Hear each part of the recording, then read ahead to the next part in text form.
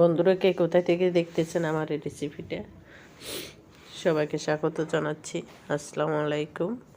তো বন্ধুরা, আজকে নিয়ে আসলাম একটা সর্দি কাশির জন্য একটা ম্যাজিকের মতন রেমেডি। এই রেমেডিটা জাস্ট সর্দি কাশিতে যখন শরীর খারাপ লাগবে তখনই এক গ্লাস পানির সাথে এক কিউব একটা ভিজিয়ে, গরম গরম পানি দিয়ে ভিজিয়ে চায়ের মতন খেয়ে নিলে অনেক উপকার পাওয়া যায়।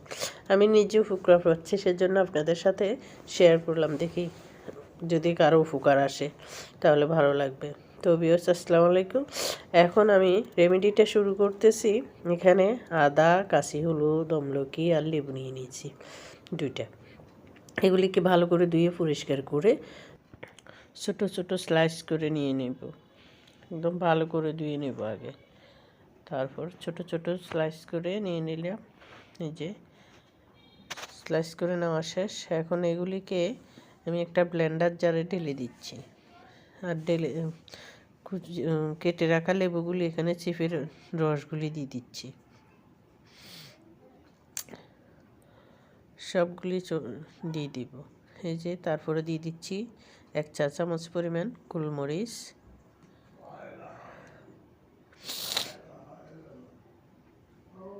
আর দিয়ে দিচ্ছি কিছুটা পরিমাণ পানি, সামান্য, জাস্ট পেস্ট হওয়ার জন্য যতটুকু প্রয়োজন। এগুলি একটা মিহি পেস্ট করে নিব। পেস্ট করে নেওয়া শেষ। এই মিশ্রণটাকে এখন আমি একটা আইস ট্রেতে ঢেলে নিব।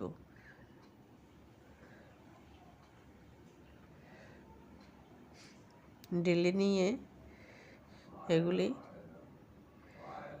সুন্দর করে এখন ফ্রিজে রেখে দেব। ফ্রিজের নর্মাল অংশ না, ডিপের অংশ, যেখানে আমরা মাছ মাংস রাখি। আর বাকি অংশ একটা বক্সে রেখে দিচ্ছি আমি। এই যে 8 ঘন্টা পর আমি বাই করলাম। 8-9 ঘন্টা পরে দেখেন কি সুন্দর জমে গেছে। এই যে রেমেডির বারগুলি এখন আমি কিভাবে তৈরি করব সেটা আপনাদের সাথে শেয়ার করব। এখানে আমি মাঝারি সাইজের একটা গ্লাস নিলাম, সেখানে একটা কিউব দিয়ে দিলাম, আর দিয়ে দিচ্ছি গরম পানি।